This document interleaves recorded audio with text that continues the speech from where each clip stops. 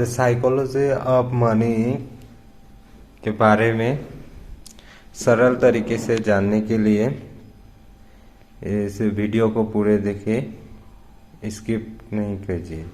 हर व्यक्ति जिंदगी में सोचता है कि वो क्रेजी नहीं है और वो मनी के बारे में सब कुछ जानता है। इसीलिए कुछ लोग शेयर में पैसा लगा देते हैं, तो कुछ प्रोविडेंट फंड पीएफ में, कुछ लोग पैसा कमाने के लिए नौकरी की खोज में निकलते हैं, तो कुछ लोग एंटरप्रेन्योर बनना चाहते हैं। इसका मतलब है हर किसी को पैसे के बारे में सोच अलग अलग है, लेकिन हर कोई खुद को समझदार समझता है। इसीलिए लेखक ने कहा है कि अपनी लिमिट समझे, उन लोगों को देखे जिन्होंने जिंदगी में गरीब होने के बावजूद पैसे बनाए हैं। देखे आखिर उन्होंने क्या किया है और उनसे प्रेरणा ले। इस बात से इनकार नहीं किया जा सकता कि कुछ लोग पैसों के मामले में लाकी होते हैं। जैसे कुछ लोग पैदा ही अमीर घरों में होते हैं। अगर आप बिल गेट्स घर में पैदा होते तो आप अपने आप ही अमीर होते। लेकिन दोस्तों, लाख के साथ बुरी बात यह है कि इसे कोई कंट्रोल नहीं कर सकता और हम अमीर बनने के लिए लाख के सहारे नहीं बैठ सकते। दूसरा तरीका होता है रिस्क लेने का। जी हाँ, दूसरा तरीका भी एक है रिस्क लेने का। बहुत से लोग कंफर्ट जोन में रहते हैं और 9,000 से 5,000 वाले जॉब में पिसते रहते हैं। वहीं कुछ लोग अपना बिजनेस लगाकर अपने बॉस खुद बन जाते हैं, लेकिन बहुत से बिजनेस डूब जाते हैं। इसलिए रिस्क वाला ही रिस्क ले, बल्कि बहुत सोच विचार करके और प्लानिंग के साथ कैलकुलेट रिस्क ले। यह बात भी सच है कि पैसा लोगों का दिमाग खराब कर सकता है। बहुत से अमीर लोग को उनका पैसा कभी भी इनर्ज नहीं लगता। महंगी गाड़ियां और बंगले आदि होने के बाद वे चाहते हैं कि उनकी इजलैंड भी हो। अपने लालच में वे ऐसे काम कर जाते हैं कि पूरी तरह से बदनाम ही हो जाते हैं। फिर इतना लालच किस काम का? मलाई का एग्जाम्पल तो आपने देखा ही है। इसलिए आदमी को एक गोल बनाना चाहिए कि मैं लाइफ में इतना पैसा कमाऊंगा, मॉरल प्रिंसिपल के साथ रहूंगा और चैरिटी करूंगा। इस तरह से उसका पैसा अपने आप ही बढ़ता चला जाएगा, क्योंकि उनकी गुडविल से पैसा बढ़ जाता है। सबको कंपाउंडिंग के बारे में पता होना चाहिए। ज़्यादातर इन्वेस्टमेंट में सिंपल इंटरेस्ट ही मिलते हैं। वॉरेन बफेट इसी सिद्धांत से इतने अमीर बने थे, लेकिन उनकी संपत्ति 5 से 10 नहीं, पूरे 75 साल में इतनी हुई है। वे उसे बार बार इन्वेस्ट कर देते थे और ऐसे शेयर चुनते थे जो कई गुना मुनाफा देते हो। इसके अलावा उन्होंने कंपाउंड इंटरेस्ट वाली इन्वेस्टमेंट में ही अपना पैसा लगाया था। बहुत से लोग बहुत सा पैसा कमाने के बाद उसे खो भी देते हैं। ऐसे बहुत से खिलाड़ियों और फिल्मी सितारों के साथ हुआ है, क्योंकि उन्हें इन्वेस्टमेंट की समझ नहीं थी।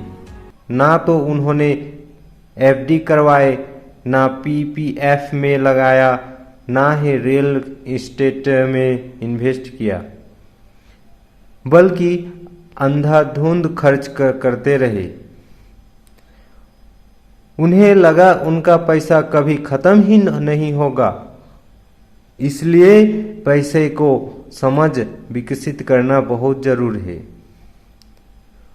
इसके बारे में और जानने के लिए मेरे चैनल को सब्सक्राइब करिए। मैं और भी ऐसे वीडियो आप लोगों के लिए लाता रहूँगा।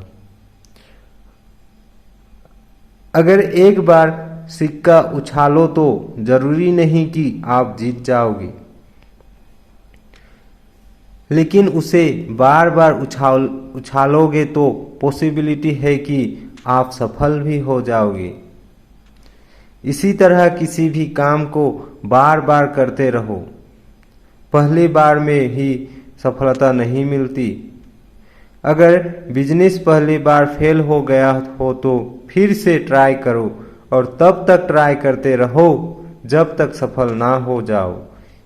ऐसे ही अगर आपका ब्लॉग है तो तब तक लिखते रहो जब तक वह सफल ना हो जाए। फिर चाहे 1 साल लग जाए या 2 साल लगे रहो।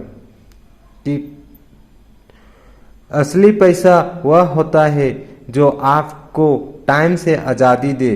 कुछ लोग पैसे तो कमाते हैं लेकिन दिन भर खपते रहते हैं।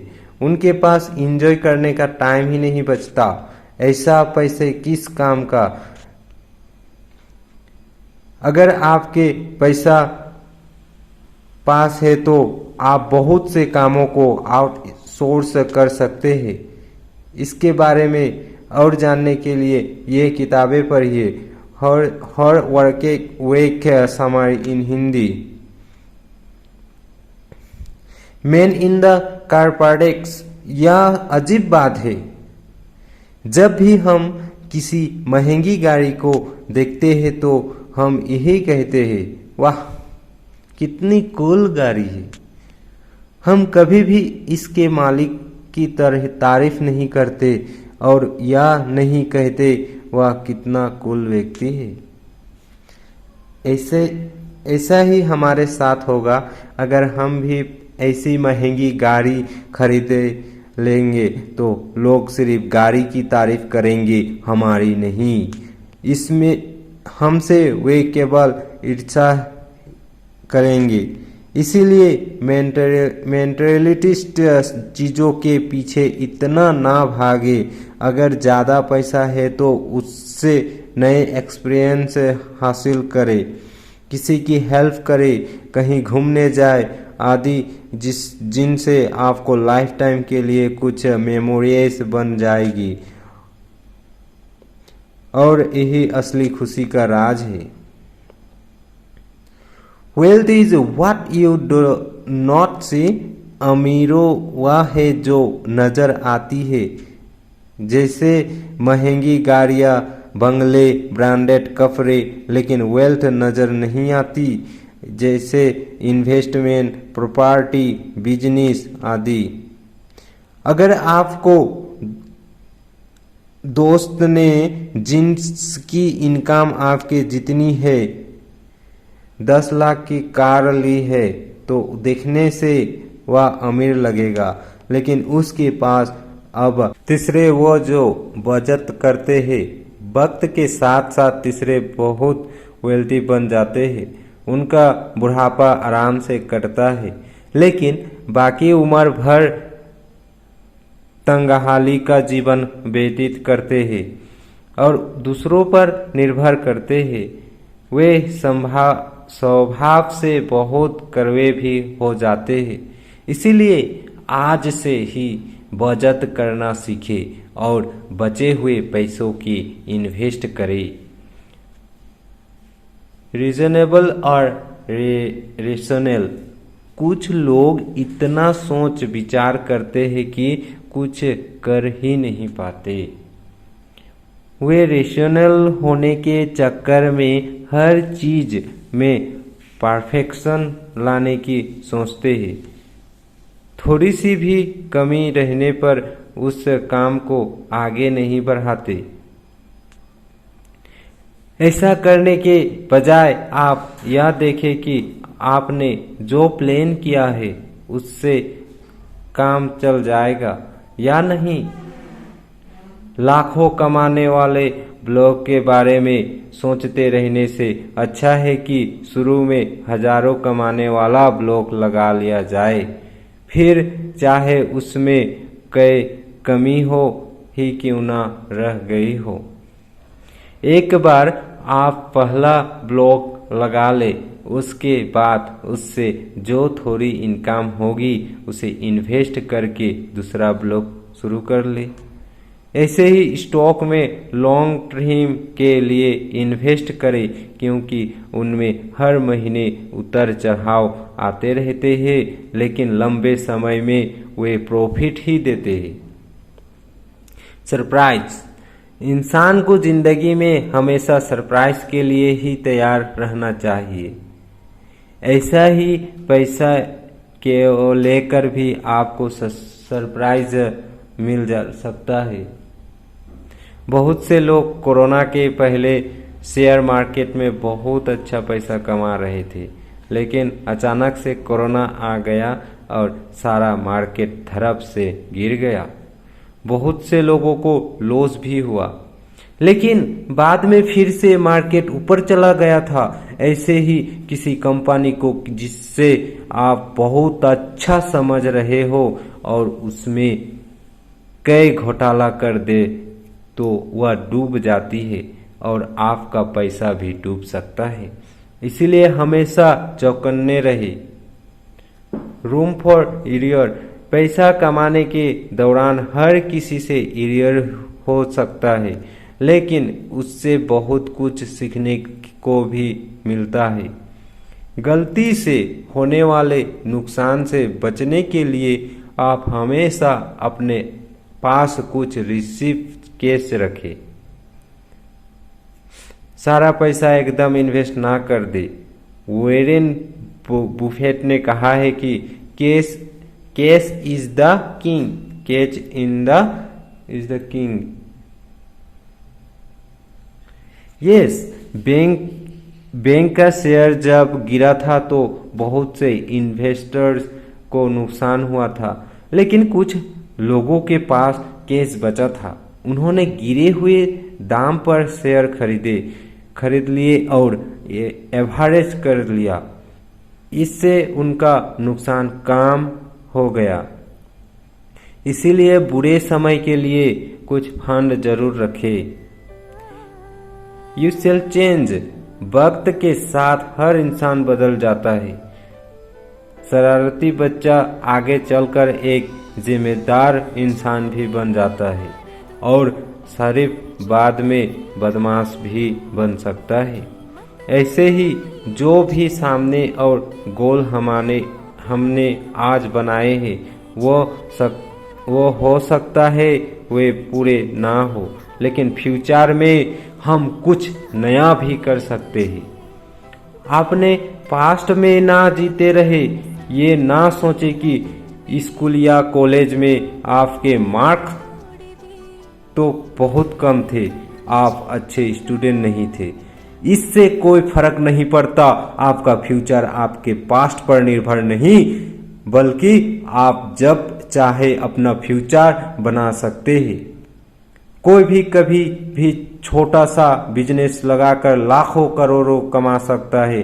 जैसे क्लोरो कंपनी के ओनर सिर्फ चाय की फाइनेंस लगाकर करोड़ों कमा रहे हैं। जैसे कि प्रफुल्ल बिलोर, जिन्हें MBA पास करने के बावजूद भी वो चाय का ठेला लगाया। MBA करने के बावजूद एक चाय का ठेला लगाकर लाखों करोड़ों रुपये अभी कमा रहे हैं।